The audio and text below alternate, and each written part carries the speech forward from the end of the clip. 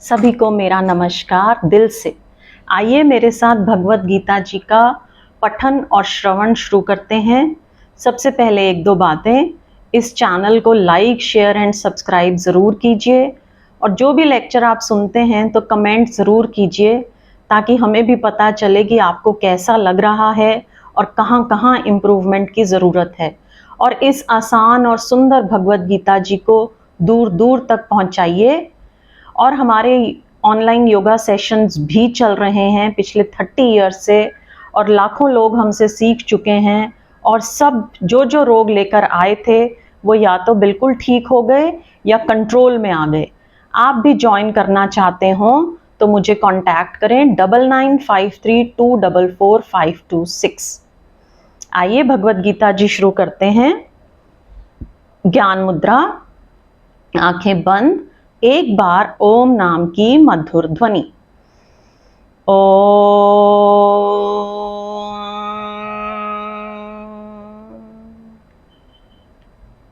हम लोग स्थित प्रज्ञ पुरुष के लक्षण पढ़ रहे हैं, यानी कि profile of a perfect person.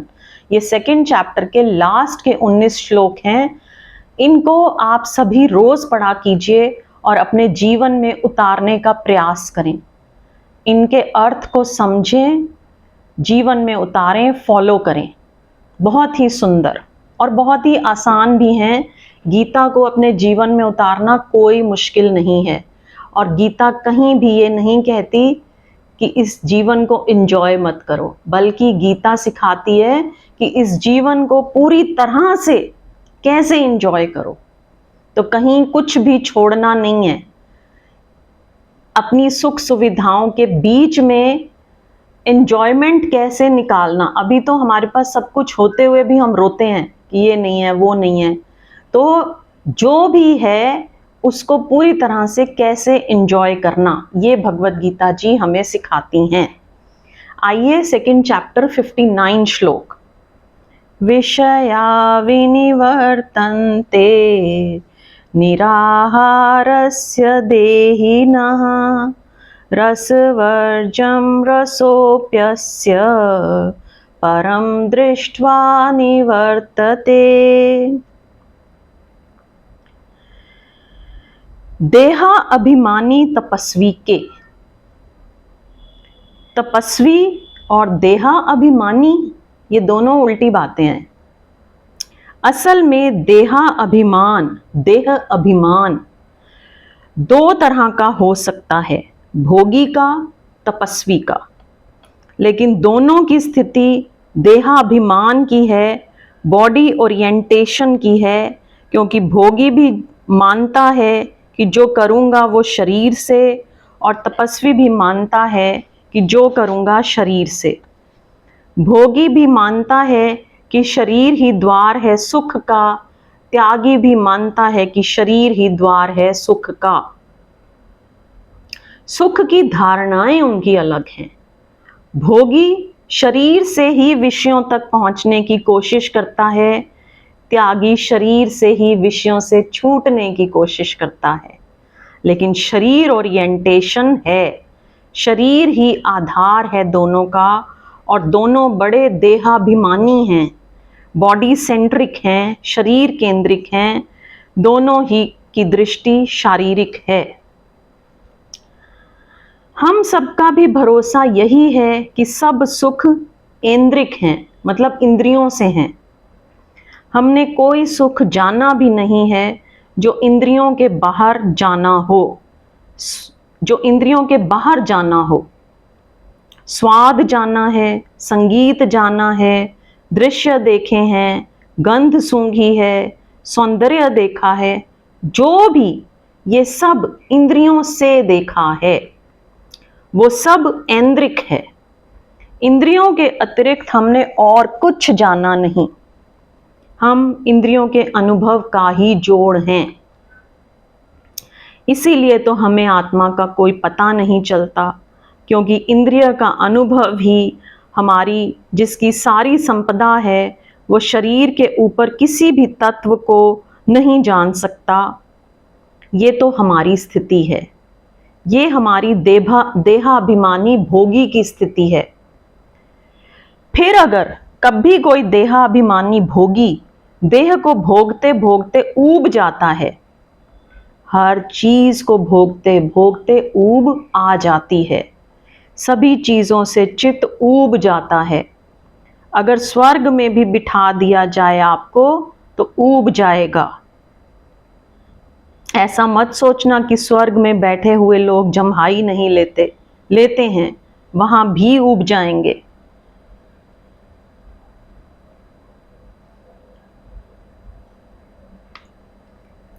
तो कृष्ण कहते हैं ऐसा व्यक्ति, मिठास भी उबा देती है, बीच बीच में नमकीन की जरूरत पड़ जाती है। सुख भी उबा देता है, बीच बीच में दुख की भी जरूरत पड़ जाती है। बहुत ज्यादा मीठा खा लेना तो मन करता है कि थोड़ा सा अब नमकीन खाएं। मीठा मीन्स सुख, ठीक है। तो हर चीज से ऊब होने लगती है। सब एक रास्ता मोनोटनस हो जाती है और उबा देती है। कितना ही सुंदर संगीत हो, बजता रहे तो फिर सिर्फ नींद ही ला सकता है और कुछ नहीं कर सकता। तो देहाभिमानी भोगी ऊब जाता है, इंद्रियों के सुखों से ऊब जाता है, तो वो इंद्रियों की शत्रुता करने लगता है। वो देहाभिमानी भोगी की जगह देहाभिमानी त्यागी बन जाता है। फिर जिस जिस इंद्रियों से उसने सुख पाया है उस इंद्रियों को सताता है और कहता है अब इससे विपरीत चलकर सुख पा लेंगे, लेकिन मानता है इंद्रिय को ही आधार अब भी। तो कृष्ण कहते हैं ऐसा व्यक्ति ज्यादा से ज्यादा विषयों को छोड़ सकता है लेकिन रस से मुक्त नहीं होता। अब आंख फोड़ डालेंगे तो दिखाई पड़ने वाले ऑब्जेक्ट से तो मुक्त हो ही जाएंगे। जब दिखाई ही नहीं पड़ेगा तो दिखाई पड़ने वाला विषय तो खो ही जाएगा। जब कान ही ना होंगे तो वीणा तो खो ही जाएगी, सुनाई पड़ने वाला विषय तो खो ही जाएगा। लेकिन क्या रस खो जाएगा? रस विषय से अलग बात है। विषय बाहर है, रस भीतर है।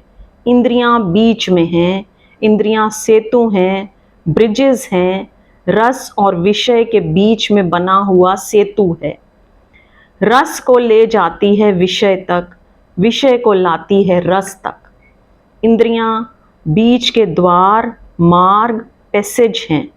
इंद्रियां तोड़ दें तो ठीक है, विषय से रस का संबंध टूट जाएगा, लेकिन रस तो नहीं टूट जाएगा। रस भीतर निर्मित रह जाएगा, अपनी जगह तड़पता, अपनी जगह कूदता, विषयों की मांग करता, लेकिन विषयों तक पहुंचने में असमर्थ, इम्पोटेंट हो जाएगा रस। अब वो रस भीतर कल्पना के विषय निर्मित करेगा, क्योंकि जब वास्तविक विषय नहीं मिलते, जब एक्चुअल ऑब्जेक्ट्स नहीं मिलते, तब चित्त कल्पित विषय निर्मित करना शुरू कर देता है। दिन भर उपवास करके देखें तो रात सपने में पता चल जाता है कि दिन भर किया उपवास तो रात भर सपने में भोजन करना पड़ता है। रस भीतर विषय निर्मित करने लगता है। वो कहता है कोई फिक्र नहीं, बाहर नहीं मिला, भीतर कर लेंगे। कभी करवा चौथ के व्रत रखते हैं ना, या कोई भी व्रत, तो उस दिन भोजन की तरफ सारा दिन ध्यान रहता है। इतना रोज भोजन करते हुए भोजन की तरफ ध्यान नहीं रहता जितना उस दिन उपवास के दिन सारा दिन यहाँ भोजन भोजन भोजन चलता रहता है। कभी चेक कीजिएगा। कृष्ण जो कह रहे हैं कि विषय तो टूट जाएंगे, छूट जाएंगे देहाभिमानी त्यागी के, लेकिन रस नहीं छूटेंगे। तो कहते हैं त्यागी के विषय तो छूट जाएंगे लेकिन रस भीतर चलता रहेगा। और असली सवाल विषयों का नहीं है, असली सवाल रसों का है, वासनाओं का है। असली सवाल इसका नहीं कि बाहर कोई बड़ा मकान है, असली सवाल इसका है कि मेरे भीतर बड़े मकान की चाह है। असली सवाल ये नहीं है कि बाहर सौंदर्य है, असली सवाल ये है कि मेरे भीतर सौंदर्य की मालकियत की आकांक्षा है।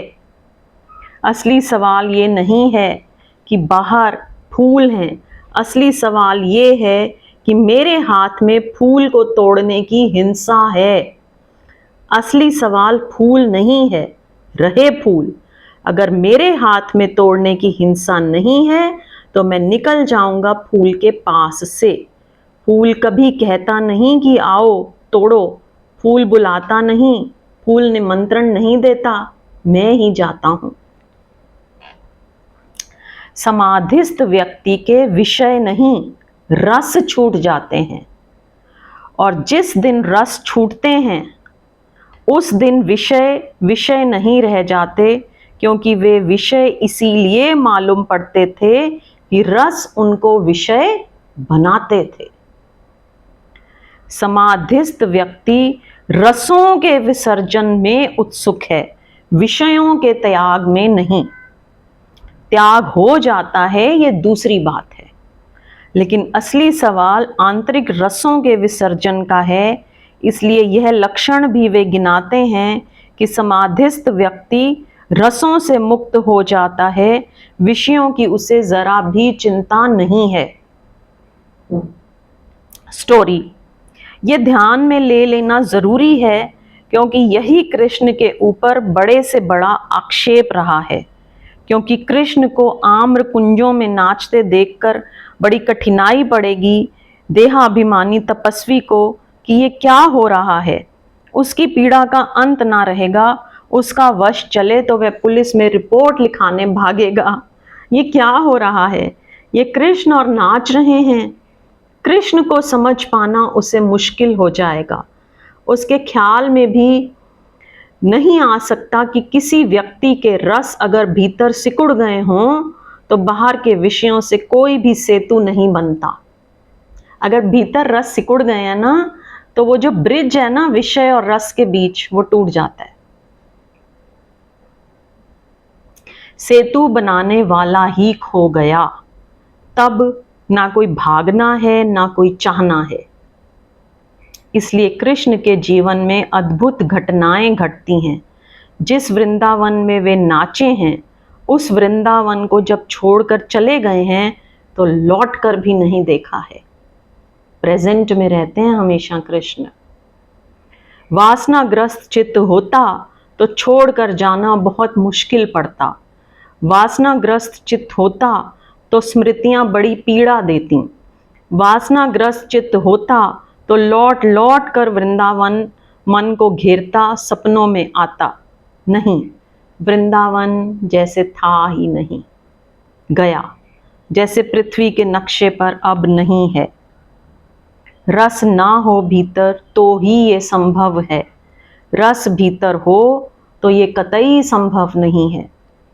खूबी है यह कि जितना रस वासना से भरा हुआ व्यक्ति हो, उतना विषय के निकट होने पर पीड़ित नहीं होता, जितना दूर होने पर पीड़ित होता है।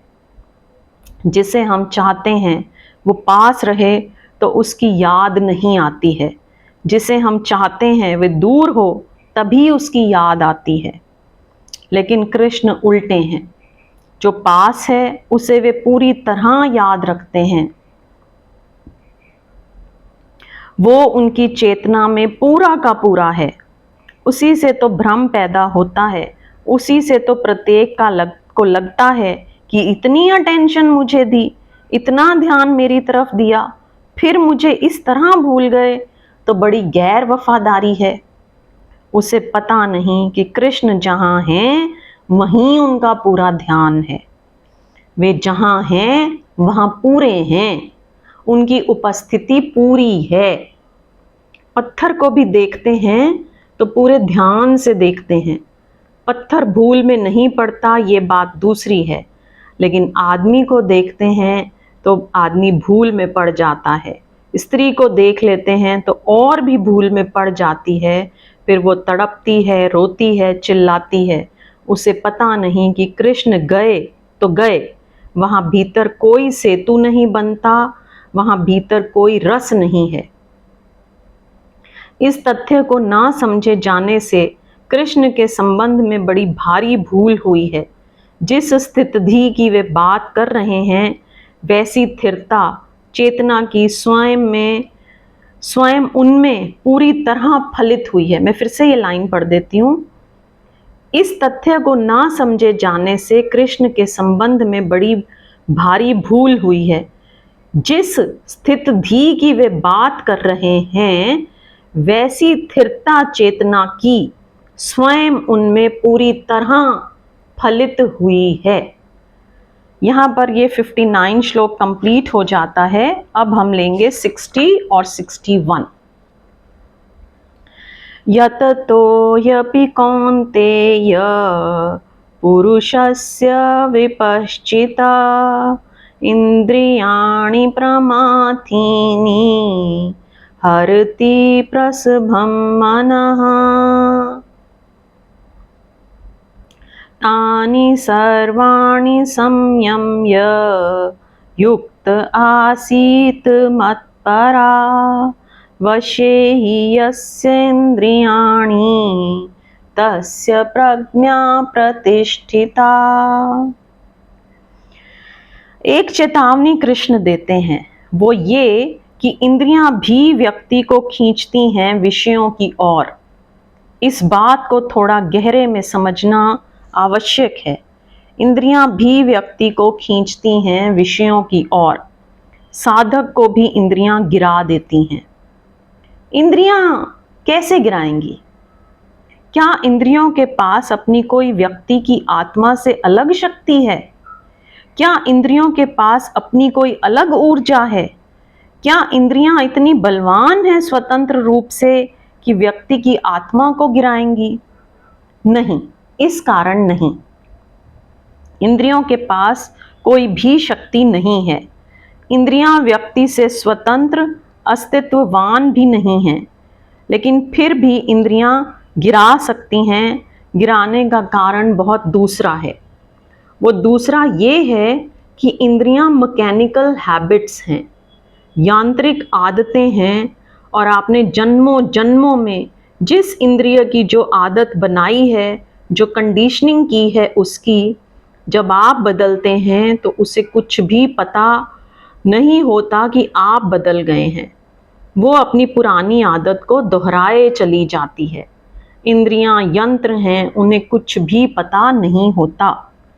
एग्जाम्पल, अब एक आदमी है, उसे सिगरेट पीने की यांत्रिक आदत पड़ गई है या शराब पीने की।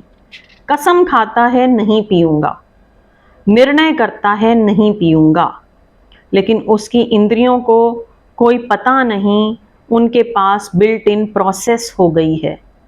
30 साल से वो पी रहा है, 40 साल से वो पी रहा है। इंद्रियों का एक नियमित ढांचा हो गया है और हर आधे घंटे में उसे सिगरेट चाहिए। हर आधे घंटे पर यंत्र की घंटी बज जाती है, सिगरेट लाओ। तो आदमी कहता है तलब लग गई है। तलब वगैरह क्या लगेगी? वो कहता है सिगरेट पुकारती है। सिगरेट क्या पुकारेगी? नहीं, 40-50 वर्ष का यांत्रिक जाल है इंद्रियों का। हर आधे घंटे पर सिगरेट मिलती रहती है। इंद्रियों के पास व्यवस्था हो गई है, उनके पास बिल्ट इन प्रोग्राम है, उनके पास 24 घंटे की योजना है कि जब आधा घंटा हो जाए तब आपको खबर कर दें कि अब सिगरेट चाहिए। पूरा शरीर और इंद्रियों के साथ पूरा शरीर है। तो जब सिगरेट चाहिए तब शरीर के अनेक अंगों से ये खबर आएगी कि सिगरेट चाहिए। होंठ कुछ पकड़ने को आतुर हो जाएंगे, फेफड़े कुछ खींचने को आतुर हो जाएंगे, खून निकोटिन लेने के लिए प्यासा हो जाएगा, नाक कुछ छोड़ने को आतुर हो जाएगी, मन किसी चीज में व्यस्त होने को आतुर हो जाएगा। ये इकहरी घटना नहीं है, कॉम्प्लेक्स है। इसमें पूरा शरीर संयुक्त है और पूरा शरीर इंतजार करने लगेगा कि लाओ, सब तरफ से दबाव पड़ने लगेगा कि लाओ। 40-50 साल का दबाव है और आपने जो निर्णय लिया है सिगरेट ना पीने का, वो सिर्फ चेतन मन से लिया है, और ये 40-50 साल का अचेतन मन के गहरे कोनों तक पहुंच गया है। इसकी बड़ी ताकत है और मन जल्दी बदलने को राजी नहीं होता। आदमी की इंद्रियां, उसकी कंडीशनिंग और एक जन्म की नहीं, अनेक जन्मों की। हमने वही वही किया है, हम वही वही करते रहे हैं, हम उसी जाल में घूमते रहे हैं। मज़ा तो यही है, किसी और की हों तो भी कोई बात नहीं, अपनी ही इंद्रियां। लेकिन फिर क्या रास्ता है?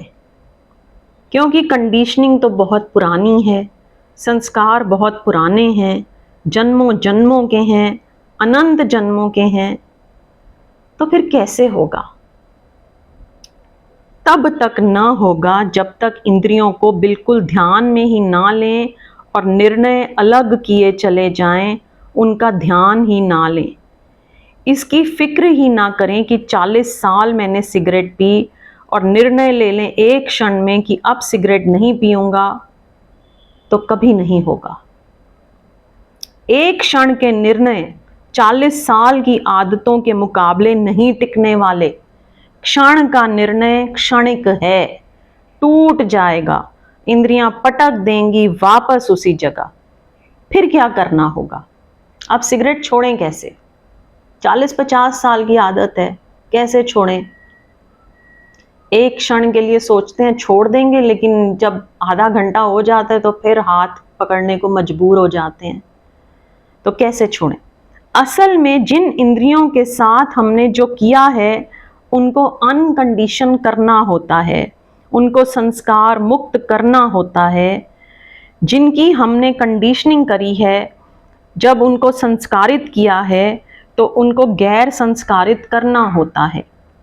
और गैर संस्कारित इंद्रियां सहयोगी हो जाती हैं, क्योंकि इंद्रियों को कोई मतलब नहीं है कि आप सिगरेट पियो कि शराब पियो, कोई मतलब नहीं है।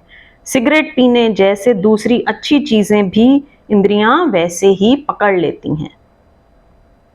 एग्जाम्पल, अच्छी चीजें भी पकड़ लेती हैं इंद्रियां, जैसे सिगरेट पीना पकड़ लेती हैं वैसे अच्छी चीजें भी पकड़ लेती हैं। एग्जाम्पल है, एक आदमी रोज भजन करता है, प्रार्थना करता है सुबह, एक दिन नहीं करता तो दिन भर तकलीफ मालूम पड़ती है। इससे ये मत समझ लेना आप कि ये तकलीफ कुछ इसलिए मालूम पड़ रही है कि प्रार्थना में उसको बड़ा आनंद मिल रहा था, क्योंकि जिसको प्रार्थना में आनंद मिल गया उसके तो 24 घंटे आनंद से भर जाते हैं। जिसको एक बार भी प्रार्थना में आनंद मिल गया उसकी तो बात ही और है। लेकिन आमतौर से तो प्रार्थना न करने से दुख मिलता है, करने से आनंद नहीं मिलता। ठीक है ना? चेक कीजिएगा अपने अंदर, ये बड़े मजे की बात है। न करने से दुख मिलता है, वो दुख हैबिचुअल है, वो वैसा ही है जैसे सिगरेट का, उसमें कोई बहुत फर्क नहीं है। रोज करते हैं, रोज आदतें कहती हैं करो, नहीं किया तो जगह खाली छूट जाती है। दिन भर वो खाली जगह भीतर ठक ठक करती रहती है कि आज प्रार्थना नहीं की, फिर काम किया, आज प्रार्थना नहीं की, अब बड़ी मुश्किल हो गई। सिगरेट भी हो तो अभी जला लो और पी लो, अब सुबह तो कल आएगी। अनकंडीशनिंग, जैसे जैसे बाधा है, जैसे जैसे बांधा है, वैसे वैसे खोलना भी पड़ता है। जैसे जैसे आदत बनाई है, वैसे वैसे आदत बिखरानी भी पड़ती है। इंद्रियों को निर्मित किया है, उनको अनिर्मित भी करना होता है। इस अनिर्मित करने के लिए कृष्ण एक बहुत अद्भुत सुझाव देते हैं। वे इस सूत्र में कहते हैं कि जो ज्ञानी पुरुष है वो सारा बोझ अपने ही ऊपर नहीं ले लेता। अब सिगरेट को छोड़ना कैसे है? ठीक है, छूटती कैसे है सिगरेट?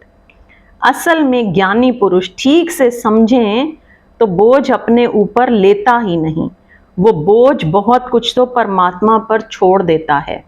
सच तो ये है कि वो पूरा बोझ ही पूरा ही बोझ परमात्मा पर छोड़ देता है और जो पुरानी आदतें हमला करती हैं उनको वो पिछले कर्मों का फल मानकर साक्षी भाव से झेलता है।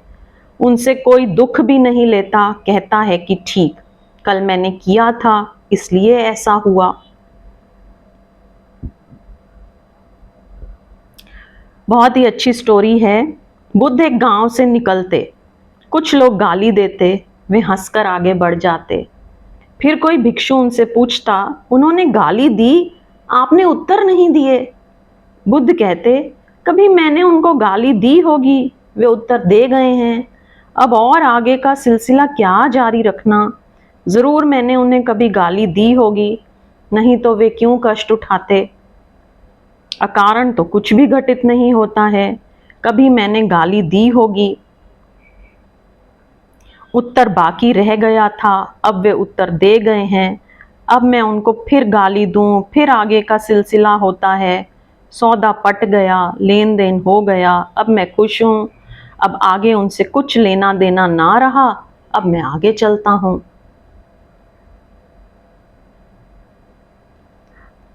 कृष्ण कहते हैं, ऐसा व्यक्ति जो हमले होते हैं उन हमलों को अतीत कर्मों की श्रृंखला मानता है और उनको साक्षी भाव से और शांत भाव से झेल लेता है।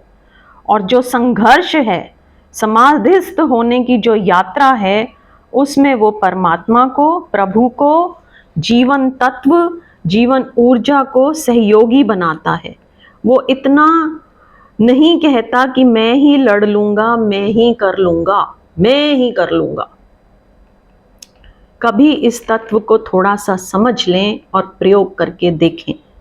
सिगरेट मैं पीता हूं तो मैं सोचता हूं मैं ही सिगरेट छोड़ूंगा, लेकिन मेरा सिगरेट पीने वाला 50 साल पुराना है और मेरा सिगरेट छोड़ने वाला मैं एक क्षण का है, तो मेरा सिगरेट छोड़ने वाला मैं हार जाएगा। लेकिन मैं कहता हूं सिगरेट पीने वाला 50 साल पुराना है, इंद्रियों की आदत मजबूत है, हमला बार बार होगा।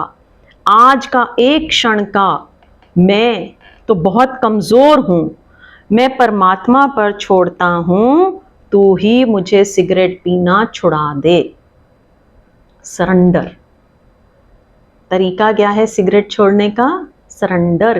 क्योंकि वो 30-40 साल की जो आदत है ना, वो इतने धक्के मारेगी कि वो एक क्षण का निर्णय कमजोर पड़ जाएगा। तो क्या अनकंडीशनिंग है, क्या तरीका है? ये भी अहंकार नहीं लेता हूं कि मैं छोड़ूंगा, क्योंकि जो ये अहंकार लेगा कि मैं छोड़ूंगा, तो वे अहंकार कहां जाएगा जिसने 50 साल कहा है कि मैं पीता हूं। उस अहंकार के मुकाबले ये छोड़ने वाला अहंकार छोटा पड़ेगा और हारेगा। इस छोड़ने वाले अहंकार को परमात्मा के चरणों में रखना जरूरी है। इसे कह देना जरूरी है कि तू संभाल, सिगरेट मैंने पी, अब छोड़ना चाहता हूं, लेकिन अकेला बहुत कमजोर हूं, तू साथ देना। जब मैं सिगरेट पीऊं तब तू साथ देना। और जब सिगरेट पीने का वापस जोर आए, तब ये मत सोचना कि अब क्या करूं और क्या ना करूं। तब बजाय सिगरेट के पक्ष विपक्ष में सोचने के, परमात्मा के समर्पण की तरफ ध्यान देना कि अब वो सिगरेट फिर पुकार रही है, अब तू संभाल। और जैसे ही परमात्मा का स्मरण और समर्पण का स्मरण, जैसे ही विराट के प्रति समर्पण का स्मरण की ऊर्जा इतनी हो जाती है, अनंत की ऊर्जा हो जाती है कि 50 साल क्या, 50 जन्मों की आदत भी कमजोर हो जाती है, टूट जाती है। ठीक है, कितना सुंदर था कि कैसे छोड़े? सरेंडर। जैसे कहते हैं ना, 1 और 1 11 हो जाते हैं, यह मनुष्यों के लिए है 1 और 1 11। और अगर एक मैं और एक परमात्मा तो कितने लाख 11 हो जाएंगे, वो सारी अनंत ऊर्जा हो जाती है। एक आदमी अखबार में पढ़ रहा था, उसकी आधी जली हुई सिगरेट थी। अब ये देखिए, ये एग्जाम्पल बहुत ही अच्छा है कि कैसे छूटती है। उसने एस्ट्रे पर नीचे रख दी और उसने कहा कि परमात्मा अब तू संभाल। अब ये सिगरेट आधी रखी है नीचे, और अब मैं इसे उसी दिन उठाऊंगा जिस दिन मेरा तुझ पर भरोसा खो जाए। और जब मैं इसे उठाने लगूं तो मेरी तो कोई ताकत नहीं है, क्योंकि मैं अपने को अच्छी तरह जानता हूं कि मैं तो एक सिगरेट से दूसरी सिगरेट जलाता हूं। मैं अपने को भली भांति जानता हूं, जैसा मैं आज तक रहा हूं। मैं भली भांति जानता हूं कि ये सिगरेट नीचे नहीं रह सकती, मैं इसे उठा ही लूंगा। मैं अपनी कमजोरी से परिचित हूं। मेरे भीतर मुझे कोई सुरक्षा का उपाय नहीं है। मेरे भीतर मेरे परिचय में मेरे पास कोई संकल्प नहीं है जो मैं सिगरेट से बच सकूं। लेकिन मेरे मन को पीड़ा भी बहुत है, और मैं यह भी नहीं सोच पा सकता कि इतना कमज़ोर, इतना दीन हूं कि सिगरेट भी नहीं छोड़ सकूंगा। तो फिर मैं और क्या छोड़ सकता हूं? तो मैं तेरे ऊपर छोड़ता हूं। अब तू ही ख्याल रखना। जब तू ही साथ छोड़ देगा तो ही सिगरेट उठाऊंगा। उठाने के पहले एक दफे तेरी तरफ आंख उठा लूंगा। फिर 30 साल बीत गए। उस आदमी ने 1940 में वक्तव्य दिया है कि 30 साल बीत गए, सिगरेट आधी वहीं रखी है। जब भी उठाने का मन होता है तभी ऊपर की तरफ देखता हूं कि क्या इरादे हैं। सिगरेट वहां रह जाती है, पड़ी यहां रह जाती है, पैर यहां रह जाते हैं। 30 साल हो गए, अभी उठाई नहीं, और अब 30 साल काफी वक्त है। अब मैं कह सकता हूं कि जो भरोसा, जो ट्रस्ट मैंने परमात्मा पर किया था वो पूरा हुआ है। तो कृष्ण अर्जुन से कह रहे हैं कि स्थित प्रज्ञ छोड़ देता है। उस गहरी साधना में लगा व्यक्ति संयम की उस यात्रा पर निकलता है। व्यक्ति अपने पर ही भरोसा नहीं रख लेता है, वो परम तत्व पर भी छोड़ देता है, समर्पण कर देता है। वो समर्पण ही असंयम के क्षणों में, कमजोरी के क्षणों में सहारा बनता है।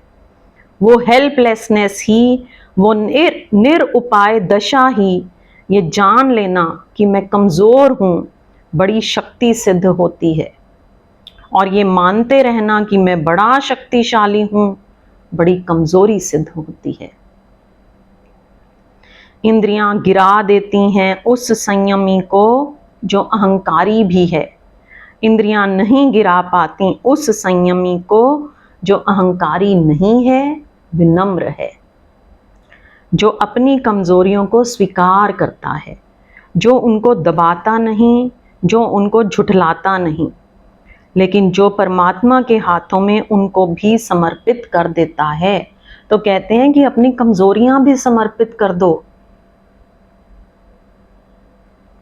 ऐसा संयमी व्यक्ति धीरे धीरे रसों से, इंद्रियों के दबाव से, अतीत के किए गए संस्कारों के प्रभाव से, आदतों से, यांत्रिकता से, सभी से मुक्त हो जाता है, और तभी स्थित प्रज्ञ की स्थिति में आगमन शुरू होता है। तभी वो स्वयं में स्थिर हो पाता है। यहाँ पर ये श्लोक कंप्लीट हो गए। नेक्स्ट श्लोक नेक्स्ट सेशन में लेंगे। Like, share and subscribe. और ऑनलाइन योगा सेशंस को ज्वाइन करने के लिए कांटेक्ट करें 9953244526। ज्ञान मुद्रा, एक बार ओम की ध्वनि। ओ